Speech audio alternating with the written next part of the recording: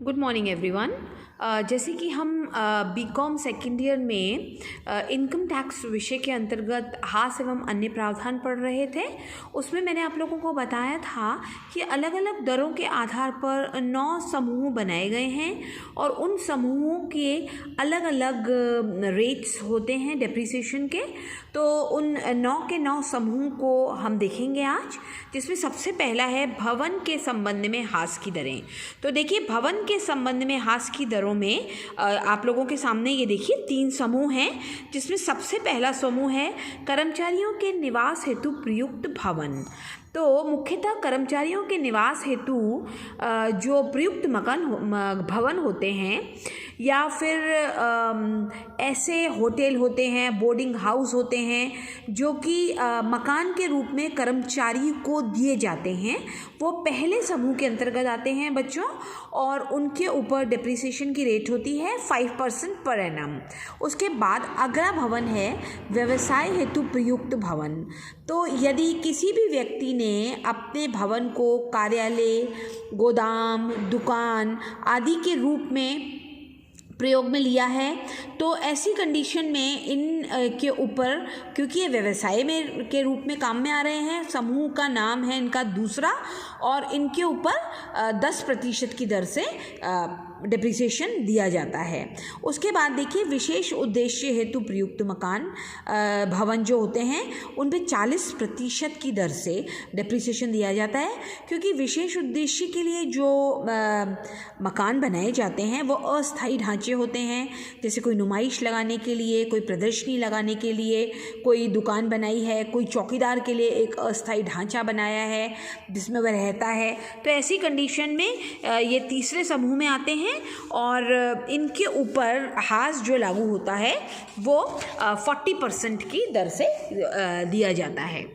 और उसके बाद देखिए, चौथा समूह जो है हमारा वो फर्नीचर एवं फिटिंग्स का होता है।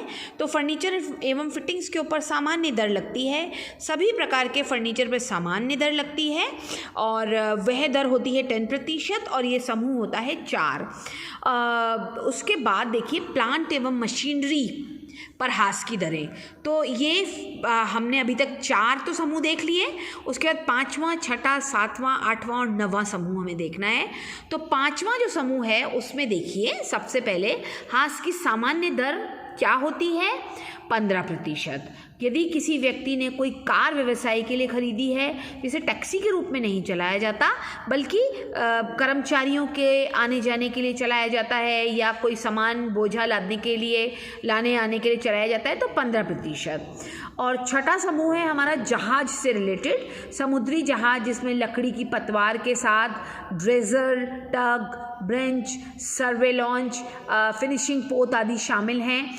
इनके ऊपर 20%, स्पीड बोट भी इसमें शामिल हैं, 20% की दर से हाथ स्वीकृत किया जाता है।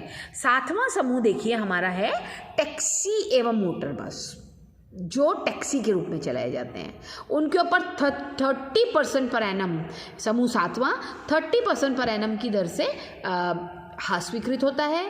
रबर एवं प्लास्टिक के जो सामान होते हैं, उन रबर एवं प्लास्टिक के सामान में प्रयुक्त जो सांचे होते हैं ना, उनको 30%। फिर सेमीकंडक्टर उद्योग में इंटीग्रेट सर्किट्स बनाने हेतु प्रयुक्त प्लांट और मशीनरी पे भी 30% हास दिया जाता है। अब देखिए, उसके बाद है आप लोगों के सामने 8वां समूह। 8वें समूह में हवाई जहाज एवं हवाई इंजन पे 40%, 1/10/98 से 31/3/99 तक क्रय किए गए वाणिज्यिक वाहनों पर 40%, विशिष्ट प्रकार के जीवन रक्षक चिकित्सा संबंधी उपकरणों पे 40%, नियम 5(2) में वर्णित मशीनों में बढ़ी हुई हास दर पर भी 40%। उसके बाद समूह 8 अभी तक और चल रहा है हमारा, कांच एवं प्लास्टिक के बने हुए मर्तबानों पे 40%, 1/2/2009 अथवा इसके बाद क्रय किए गए नए वाणिज्यिक वाहनों पर 40%, कंप्यूटर एवं सॉफ्टवेयर पर 40%, पुस्तकें करदाता द्वारा अपने पेशे हेतु क्रय की गई हैं तो सभी प्रकार की पुस्तकों पे 40%, गैस सिलेंडर जिसमें वॉल्व, रेगुलेटर आदि सभी शामिल हैं उन पे भी 40%, विशेष प्रकार के प्लांट एवं मशीनों पर आटा मिल, स्टील मिल, चीनी मिल में प्रयुक्त जो रोलर्स होते हैं उन पे 40% पर एनम। ऊर्जा बचत हेतु प्रयुक्त प्लांट और मशीनरीज पे 40%। ठोस अवशिष्ट पदार्थों के पुनः चक्रण एवं पुनः साधन प्राप्त करने वाले यंत्रों पर 40%।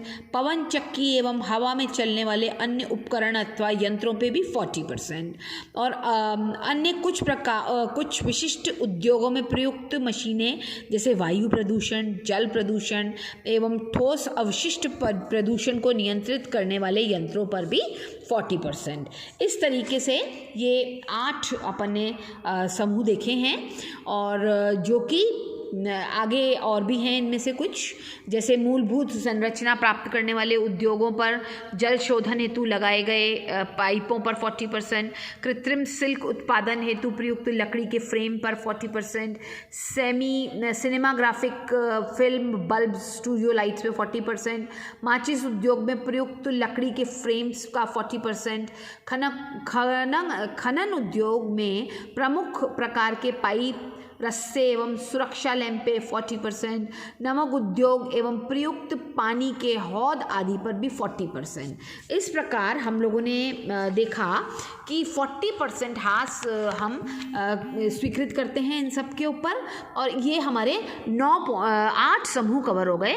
अब मैं अपने आखिरी समूह आप लोगों को बता रही हूँ, जो कि ये 9वां समूह। इसमें देखो क्या आती हैं, इसमें कौन सी संपत्तियाँ आती हैं? इंटैंजिबल एसेट्स, अमूर्त संपत्तियाँ, जैसे copyright, patent right, trademark, licence, तकनीकी ज्ञान आदि, ये जो पूंजीगत व्यय होते हैं इनको समूह 9 में डाला गया है, और 25% वार्षिक दर से देखिए इनके ऊपर हास स्वीकृत किया जाता है।